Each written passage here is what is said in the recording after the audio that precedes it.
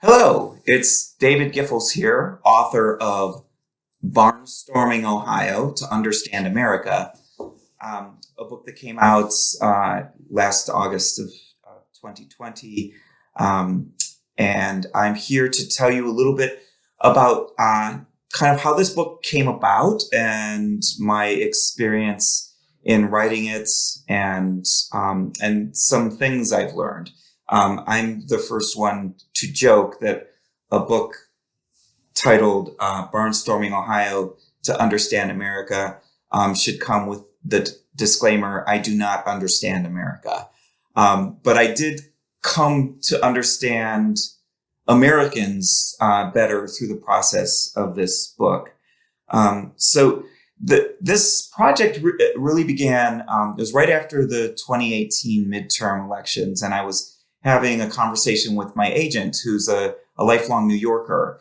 And, obviously we were very aware that we were at a very divided point in certainly our lifetimes, but our nation's history. And a point where I think the question of the American identity was really being tested. And he said, it just seems like Ohio always comes up in this conversation, that Ohio's, as the bellwether state, always seems to have something to offer this conversation. And he said, why don't you go, having written so much about Ohio, I've been a journalist and a nonfiction writer with essentially Ohio as my topic really for my whole adult writing life. I was a journalist at the Akron Beacon Journal for 14 years, and I've written, this is my sixth book of nonfiction, all with Ohio and Rust Belt themes. So I thought, this is a subject I've always been aware of, the notion of Ohio as the bellwether, and this seems like an important time to explore that. And so what we decided is that I would spend a year from early 2019 to early 2020, traveling Ohio, talking to people, researching the history of the state and its relationship to the American identity, and also obviously doing this in the year that was leading to a historic election, the 2020 election. None of us knew how historic that election and its aftermath would become, but that's the beauty of nonfiction writing, as you go out into the world and then it surprises you. And that was certainly the case with this project. So I'm going to read first just a very brief excerpt to just sort of establish kind of my mindset, what I was after setting off on this project. This is from the first chapter. The book it's the narrative of 1 year in the life of Ohio from March 2019 to March 2020. The book ends just at the beginning of the pandemic and the shutdowns that were beginning to occur. Ohio isn't any more American than any other place, but it is completely so. A unique cross-section that maps the persona of the nation in a way that has prompted others to turn here again and again to plumb our collective identity. In my lifetime here, it has been easy to believe, as novelist Dawn Powell once observed, that all Americans come from Ohio originally, if only briefly. It is an Ur place, sublimely average in both the dispositional and mathematical senses, an intersection of lifestyles and economies, of geographical characteristics and political tendencies, of climates, of conscience, of concerns, a place with answers to the most important question: who are we? And so in that sense, I had all kinds of ideas about ways that Ohio, both sort of tangibly, but also conceptually, has always gathered the idea of America. But I was also very much guided by a tried and true political concept. This is a phrase used by political scientists and journalists called The Five Ohios, which asserts that there are 5 regions in Ohio that each represent a larger slice of the American, especially political personalities. So that Northeast Ohio, which is culturally diverse, manufacturing history, has very much the feel of the American Northeast. There's Northwest Ohio, which feels much more like the true American Midwest, more agricultural, more conservative. There's Southwest Ohio with Cincinnati as its capital, which is much more Southern and more of a Southern personality. Southeast Ohio, Appalachia, which has a very different demographic, much poorer, white, rural demographic. And then finally, Central Ohio, which I like to call the Phoenix of Ohio. Columbus is the only big city in Ohio that has a growing population. It has more of a suburban kind of little bit wealthier vibe. So each of those regions has distinct voting patterns that are different from one another. And so taken in aggregate, they tell political scientists and other observers a lot about what the nation overall is doing. So there was that sort of quantifiable dynamic that I wanted to explore. But again, this idea that Ohioans say something about the country. And really what I came to understand, I think even more consciously over the course of this year, is what I'm really saying is that we are flyover country, that we are most of the country. So it's not really just Ohio. It's any place and any people that feel unheard, that feel like their voices aren't standing up to the larger narratives that are being told about us. So those of us who live in the Rust Belt know that there's a concept of who we are that doesn't really accurately define us. And so it's always been important for me when I write about the Rust Belt to be communicating the story of the Rust Belt from within and to resist what others might want to say about us. That was very much the story of this book. I wanted everyone that I talked to speak for themselves, to speak outward to the rest of the country and say, this is who we are. And to understand that I was not addressing them as like sort of a face on a poll number or a representative of a political ideology or even a regional ideology, but very much as an individual, that every voice in this book was the voice of a character telling a story of their own. And that was my sort of guiding force throughout. Over the course of that year, I traveled over 4,000 miles to every corner of Ohio that I could get to, and talked to more than 100 people. And so, as I said at the beginning, I wouldn't claim that I came away with a complete understanding of an America that's very difficult to understand. But I did very much come away with important new things that I understand about my country by way of the people in Ohio who told me their stories. So I'm going to tell you 3 stories that collectively sort of brought an important revelation to me, which I'll tell you about at the end. The first story comes from Lordstown. Just as I was beginning this project, the Lordstown GM plant was shut down and eventually, as we now know, closed permanently. And so I ended up spending more time in the Mahoning Valley than any other part of the state, in part because of Lordstown, and in part because shortly after I began, Tim Ryan, the congressman from there, announced that he was going to be running for the Democratic nomination. So there was a lot going on in that part of the state that had to do with the story of the times. But Lordstown especially was a place that, as somebody from Akron, my hometown, the place I've lived all my life, and a place I've written about extensively in terms of its history of manufacturing and the loss of manufacturing, Lordstown was a place whose story really captured my attention and curiosity. I wanted to understand the people there, the way I'd come to understand about the rubber workers in Akron that I've interviewed over the years who lost their jobs. And so I interviewed a number of different people who had been, whose lives had been upended by this plant closing. As you probably know, if you live in Ohio, the Lordstown plant was the sort of the one stronghold of manufacturing in a region that used to have a much larger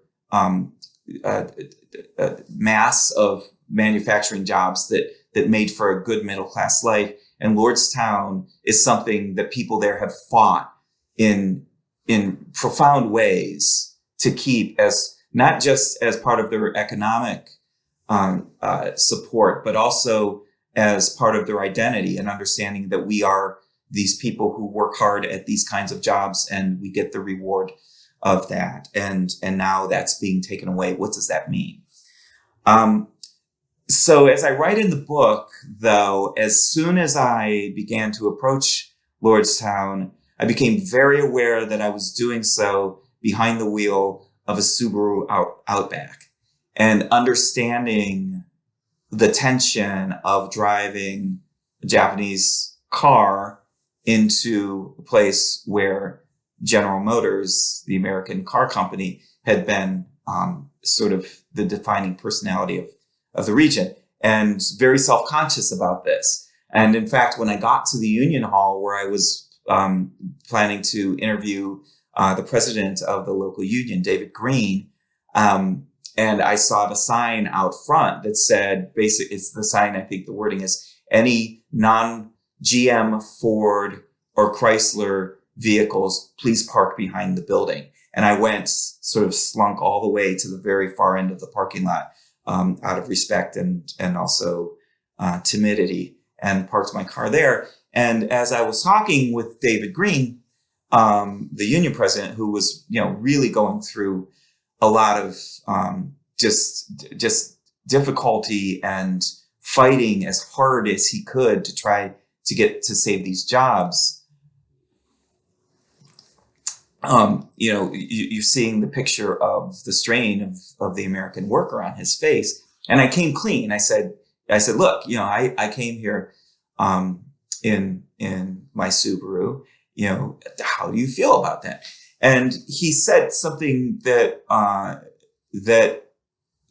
kind of put a hook in me. It started me thinking about something. He said, I don't care what company, what corporation made your car. He said, I care who assembled it. He said, we understand we live in a global economy. He said, but if you look around where we are right now, Lordstown, it's that these vehicles are being assembled by American workers, and who made that car makes the difference between whether these individuals, within our region put food on the table or not. So, and he said, it's important that mindfulness of where your car is assembled. It's one of the most obviously expensive investments we make. It can make a big difference if your car was assembled in America versus whether it was assembled somewhere else. He said, I'd rather you buy a Toyota that was assembled in an American plant than a Subaru, or rather a GM that was assembled in Mexico, for instance. And he showed me how to find out. He taught me how to read the beginning of the VIN number, that vehicle identification number that we all have in the plate under the windshield wiper, and between the dashboard and the windshield. And so I got home and I had my notebook out and I wrote down the number, and I went and I punched it into my browser and was able to determine that my Subaru, just by chance, not by my choice at that time, was assembled in Wisconsin, and recognized, though, the power of knowing versus not knowing, the difference that can make, that idea of mindfulness. And so, Another thing that was going on in the year that I was traveling is that American farmers were in a real crisis. First of all, a crisis within the fight that farmers always fight with with weather, with nature, the constant, unknowns that can change their fortunes over the course of a growing season. And so in 2019, there was historic rainfall that was just drowning the fields across the Midwest, certainly in Ohio. And this was the second year in a row of this. And so it was really, really a strain on the American farmer. And at the same time, we were in the midst of a protracted trade war with China, which was cutting off a major customer for American growers. And so I went and spent part of a day with a man named Brett Davis, I think a fifth generation farmer in Delaware County. And Brett Davis is a soybean farmer.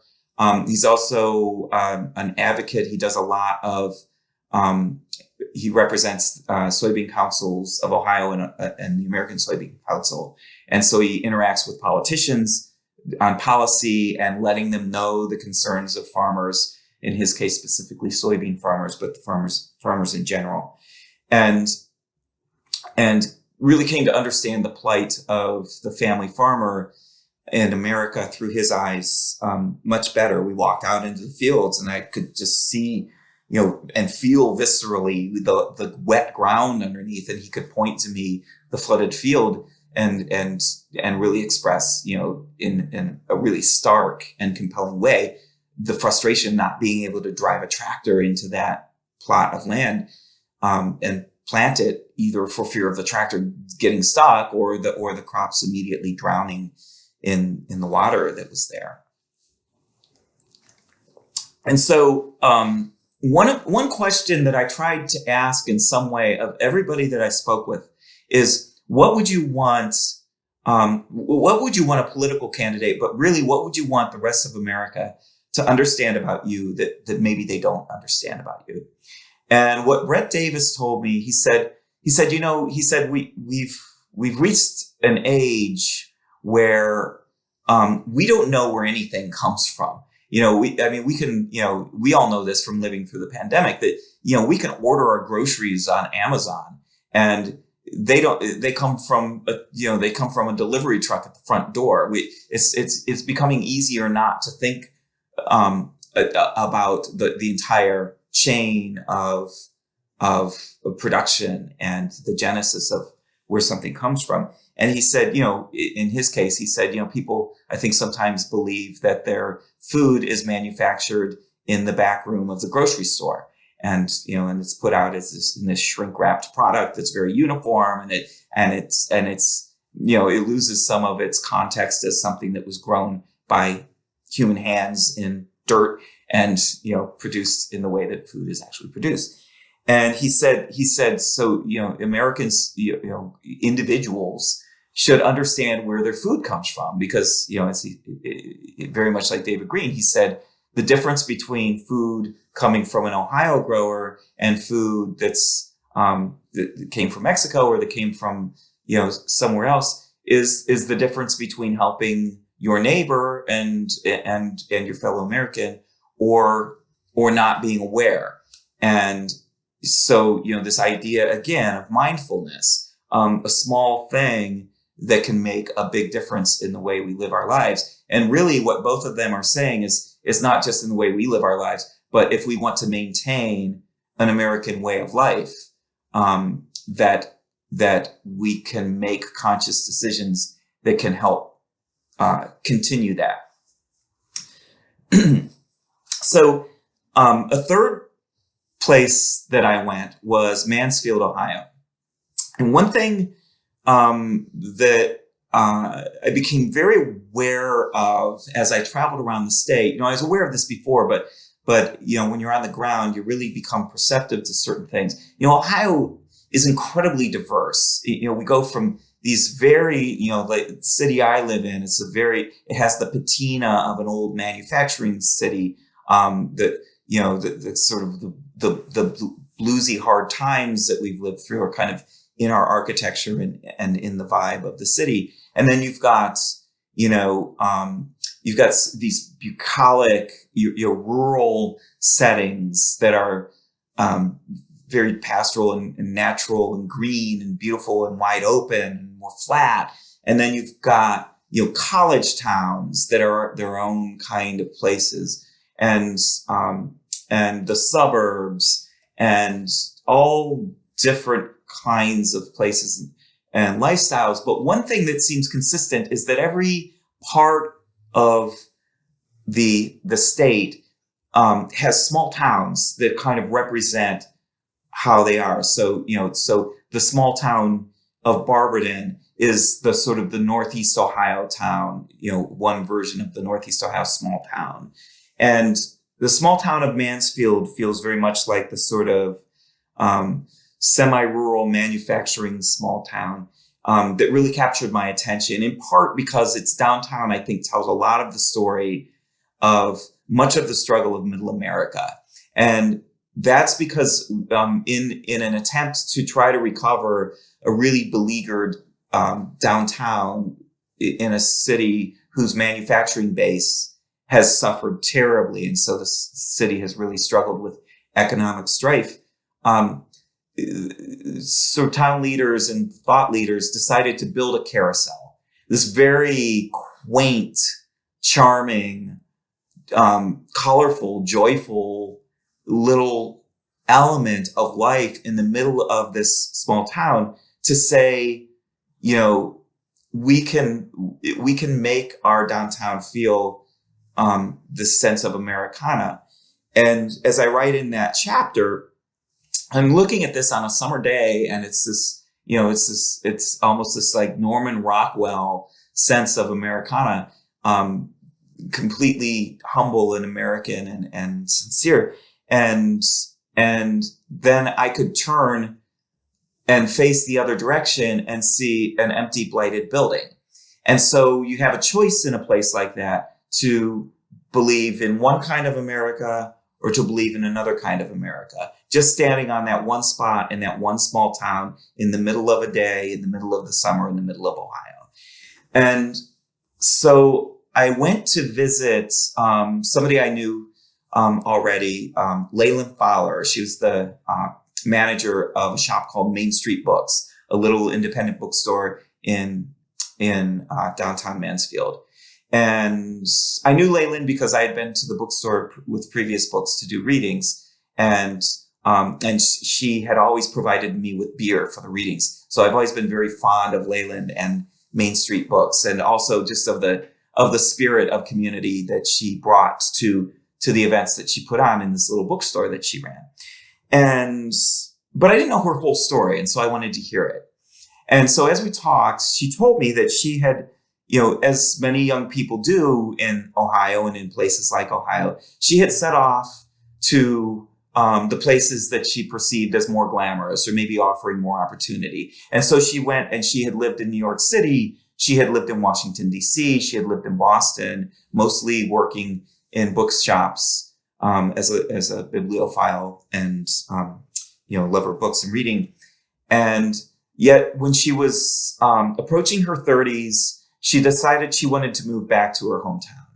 And so she moved back to Mansfield, and she got this job managing the bookstore. And in fact, she showed me she had a tattoo on her wrist that she had gotten on her return to kind of reinforce her commitment. And it was a tattoo of the silhouette of Ohio, the state.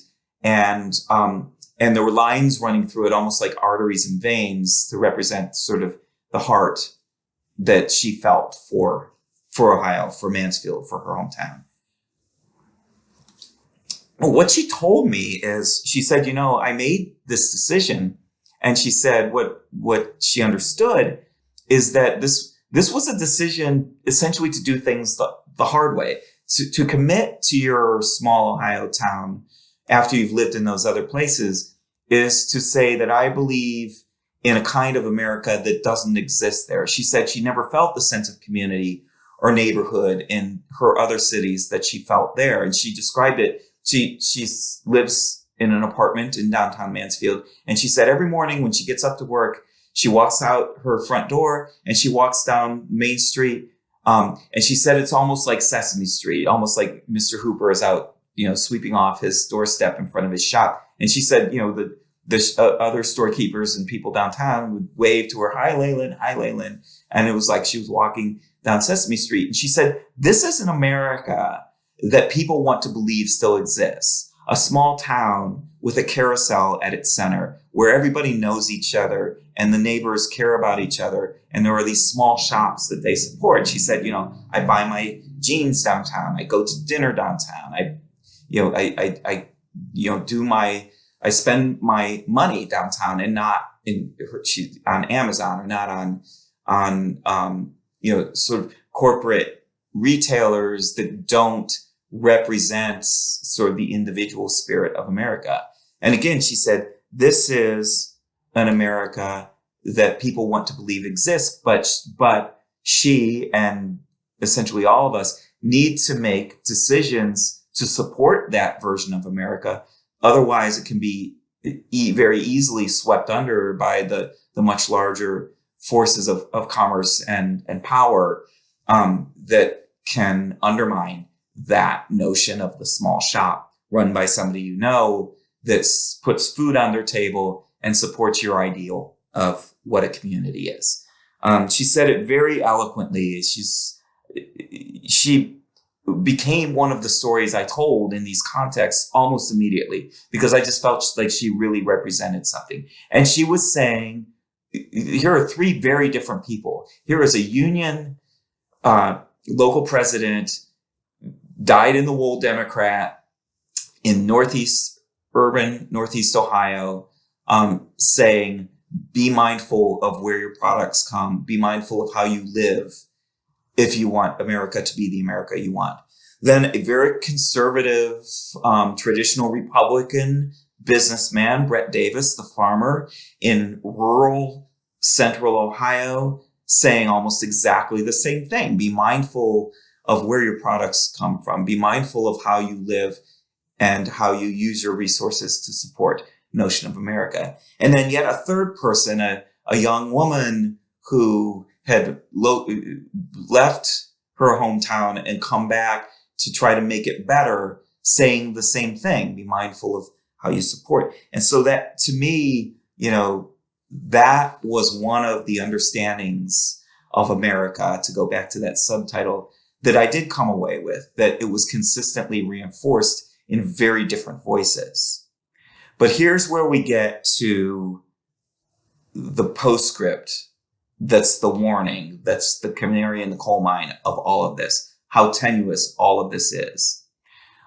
So the book comes out at the end of August. And of course, the book tour looked like this. I didn't get to do, I very much missed the opportunity that you get when a book comes out to go to do live readings and to get to meet readers and to get to do that interaction that I really value. But I was able to work with a lot of the partners I've worked with before, libraries and bookstores and so forth, to do some of that, as I'm doing right now for Lakewood. I'm very thankful for this opportunity. And so Leyland and I had set up a reading that I was going to do virtually for Main Street Books, and we were going to have beer, but it would be, I'd be having a beer at my house and she'd be having a beer at the bookstore or wherever, and we'd make it work that way. So this was scheduled for October. So, and as I said, I had begun telling her story as kind of part of my narrative of this book. And I got an email from Leyland in September that said, well, I have bad news. I want you to know before it goes public.